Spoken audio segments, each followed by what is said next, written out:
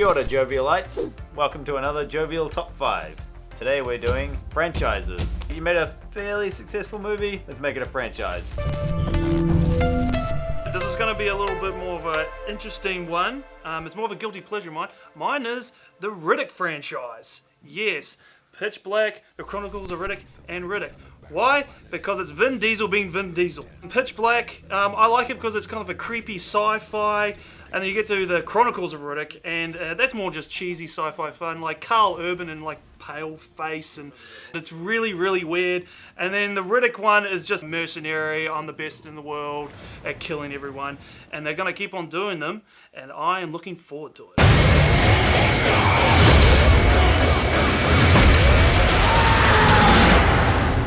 Star Trek is my number 5. The thing I really love about Star Trek, most like sci-fi movies are set in a dystopian future, but this one's set in a utopian future. There's no more wars, there's no more racism, everyone gets along, and so the idea is to go out into space and basically take what we've learned and teach it to other alien races. That's kind of the story of Star Trek.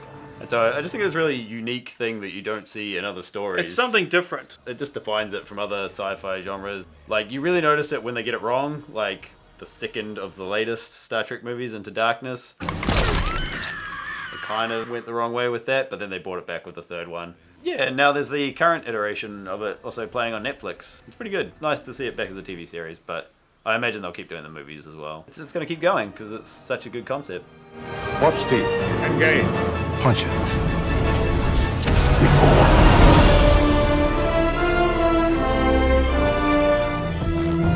Well, it's the most obvious one, it's the biggest one, Disney owns it. Star Wars, I love the original, it's amazing, and maybe some people think it's a little low on a list of a top 5, but there's a reason.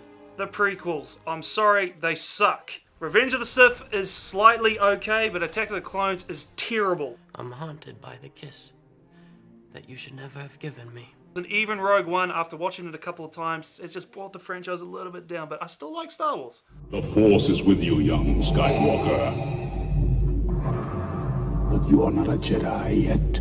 Okay, so my number 4, I've got a lot of Disney in this list, so I'm gonna go second equals with the Disney Princess films and the Pixar films. Oh, nice. The Disney Princess films, over time, have evolved. Each generation has gotten better and better, sort of socially speaking. You got engaged to someone you just met that day? And they continue to evolve, and they've always been big influences on children growing up. Everyone remembers them, everyone knows the songs. They've been a cultural phenomenon in that sort of sense. And then the Pixar films have been steadily consistent all the way through. There's not really any bad ones. There's no bad Pixar films. There's like a not as good Pixar film, but there's no bad ones.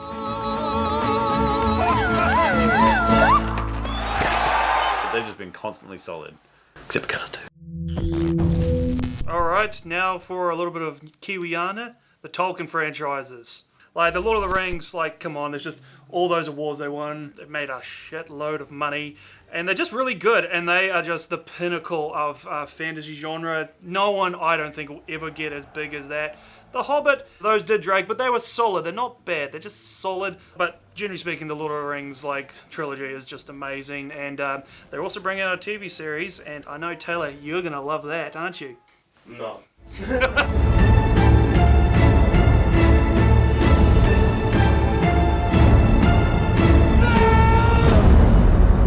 Funny you should have mentioned Vin Diesel before. Oh, whoa. Number 3, Fast franchise. The first movie is my most quotable movie of all time. I know it just about like word for word. Each film is distinctly different. Each movie is set in a different location.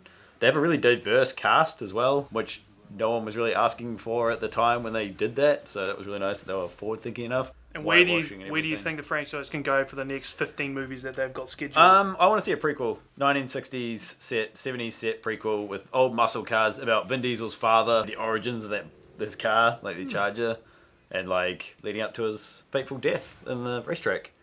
I'm intrigued. Which they talk about in the first movie. So I'd like to see that because I think it's such a cool setting for, like, everyone's got mustaches and aviator glasses. It'd be great. I don't have friends. I got family.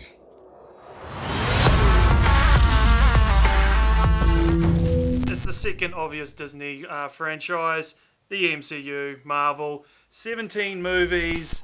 The quality is pretty steady. When you make that many, you expect some of them to be bad. Yeah. And so they really found their footing with this. They're bringing out even the wackier type characters like Doctor Strange. Who would have thought that would have been a multi-million-dollar success? Down to pure quality, how much money it's making, how many people love them. You got to have it up there. Yeah, I picked the same as my number 2. It's never been done before at this scale, like this kind No. of back-to-back movie making.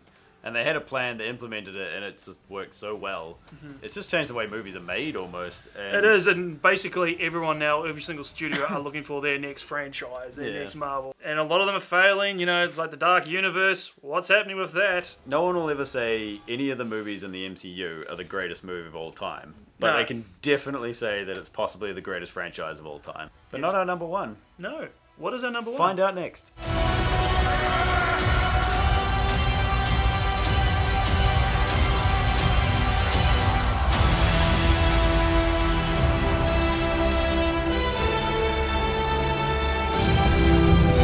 There is an asterisk towards it because there's one movie in this franchise I cannot fucking stand. Die Hard. I love Die Hard. John McClane, just the everyday cop, just getting in the worst, shittiest situations. It's just amazing. And there's a reason why a lot of movies after the first Die Hard was more like, it's Die Hard on a plane, it's Die Hard on a boat, it's Die Hard on a mountain. It's because the first Die Hard is one of the best action movies of all time. And the number 2 one is okay, I don't mind it. I love Die Hard 3 when it comes to Samuel L. Jackson. And their chemistry together is just absolutely amazing. I don't even mind Die Hard 4. Yes, it does falter because of the PG-13, and they do stuff up the yippee-ki-yay motherfucker because they don't even put the fucker in there. Seriously, it's John McClane, it's his line. Studios got to get that Yeah. rating. Yeah, so just overall they are just incredibly entertaining, like one of the best action franchises of all time. But fuck Die Hard 5. Fuck you, Jai Courtney. That was bullshit. That's why there's an asterisk about that. It's like those first 4 movies I think are absolutely solid, but that last one, no. Anyway, Die Hard is still, I love it. It's amazing. Do you really think you have a chance against us, Mr. Cowboy? Yippee-ki-yay, motherfucker. For my number 1, it's pretty obvious. It was your number 4. Oh shit. Star Wars.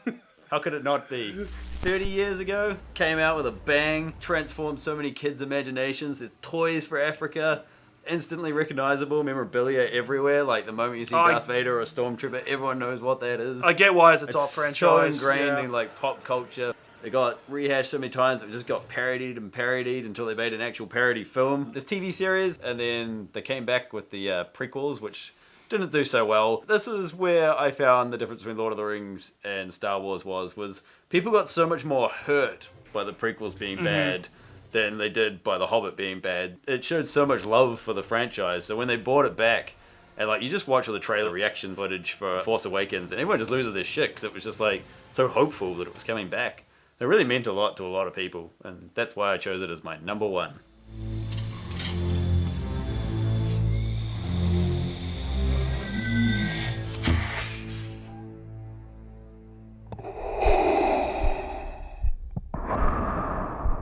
Well, there it is, guys, our top 5 movie franchises. Some honorable mentions, Mission Impossible. You know, Tom Cruise is becoming a juggernaut with that. He's getting better and better with that. Any for you, Scott? Yeah, definitely Back to the Future. Yeah. I think it's actually remarkable that Universal haven't gone back and dragged that one out of the archives to do a remake. You'd think so. They've gone the Dark Universe route, but like Back to the Future seems the most obvious because they can do it. It's time travel. Like, they can just set it in another time zone. Exactly. So I'm just waiting for the day that they're like, you know what, we're doing it. But for now, they've held off, which I commend them for because they haven't ruined it. So how about you guys? You know, is there any franchise we should have put on our list? And don't kill me because I didn't put Star Wars at 1. I know, shock horror. But seriously, Attack of the Clones. Seriously.